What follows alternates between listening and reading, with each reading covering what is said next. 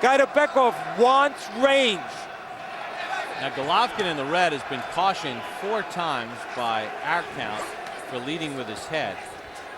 He should have received a warning. If you receive a warning, 2 points are added to your opponent's score. Again, Golovkin gets inside where he wants to be. He's the shorter man, but then smothers himself, takes away the advantage that he momentarily gains and worked for. Neither fighter using their assets. Let's take a look from up ahead.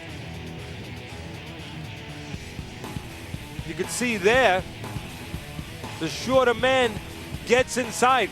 Gaidarbekov, the taller man, allows Golovkin to get inside, but Golovkin smothers himself. Can't work.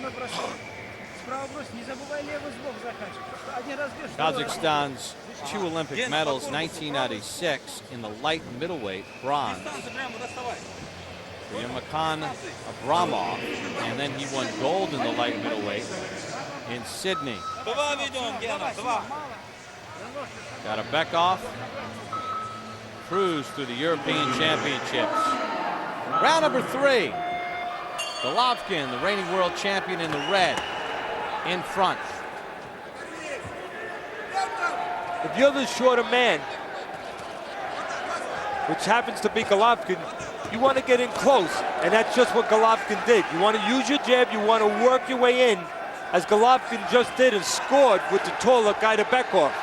But then when you get inside, you don't want to do this. You want to keep just a little room where you can work those shorter arms. And Gaidarbekov is edged in front.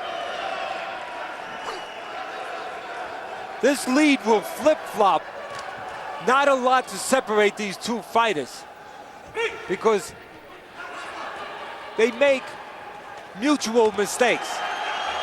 They give up their advantages back and forth. Again, Gaidarbekov, the taller man. Want to know if he's using his height? Just look at his feet. If they're falling in, well, they're falling in. He's not using his height. But Gaidarbekov starting to move his hands a little more. Teddy, you thought Golovkin in the red had a style made to order for the United States' Andre Durrell. Durrell did not fight a smart bout and lost 23-18 in the semifinals to Golovkin. I still think he had a style, but he's still not in the tournament. Because as you just said, Bob, he did not use his abilities. Golovkin was slower than him, needed to be set to punch. Durrell was faster, did not use that speed, did not use the outside. And right now, Golovkin inside where he wants to be with the taller man, but not being productive, smothering himself. Teddy, this is very sloppy, as was the light welterweight bout between Johnson and Yumnum. Not a lot to separate here. If either fight would find a way to score or just to punch on the inside, that could be enough to carry that fighter to gold in what figures to be a close fight down the stretch. Now, looks like Gaidarbekov starting to rise up with a little bit more of an effort. Through 3, Gaidarbekov leads Gennady Golovkin 18-13. Golovkin wants to get inside, that time using the jab, reaching a little bit, but still catching the taller Gaidarbekov because Gaidarbekov not moving his hands as the shorter man comes forward. Gaidarbekov outscored Golovkin 10-3 in that 3rd round to grab control of this bout. Again, that's why Golovkin does not have the edge. He's getting geography-wise where he wants to get, close to the taller man, but not doing what he needs to do, not moving his hands, Bob. You know, Teddy, we should make reference. We see the referee, Mohapi, constantly giving cautions. There's no official scoreboard to how many cautions the referee gives a specific infraction. If he gives 3, he's supposed to issue a warning, but it's up to the referee to keep track of how many of each infraction he's given. Woody Gregory, our statistician, has 5 leading with heads for Golovkin, but he's yet to be warned. Golovkin just showing you right there that he knows the score. Literally and figuratively. He knows he's behind. He feels pressure. He's getting anxious. He's moving forward. But the key, if you're the shorter man and you want to move forward with the taller man, as Golovkin wants to do with Gaidarbekov, you must understand how to do it. It's not enough just to have the idea and the desire to do it. A lot of people have ideas and desire. You have to know how to go about it. Golovkin needs to jab his way in. And he's just leading with long punches. Another leading with the head for Golovkin, but still no warning. Hey, this is basically 2 punches and a hug.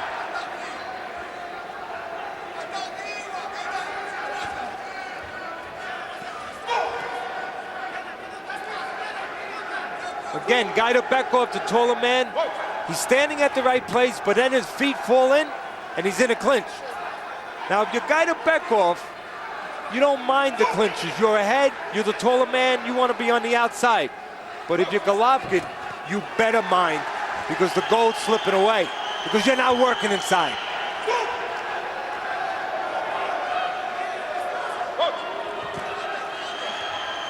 And if you're the fans at home or us, you mind a lot because you're seeing too much hugging, not enough fighting.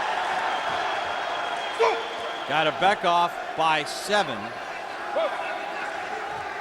That is the 8th caution to Golovkin for leading with his head. Now, as sloppy as it is here, and I don't know why they have these rules, you're making a good point. If you're not going to take points away, I mean, what's the sense of giving out all these cautions if you're never going to take points away? There's been enough of them. Matter of fact, there's more action from the ref than from the fighters in some spots.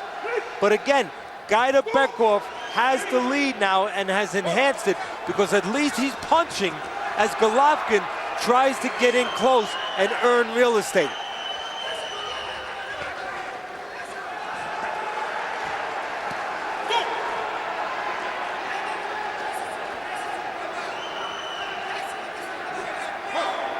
Well, you can really make the case here, Teddy, that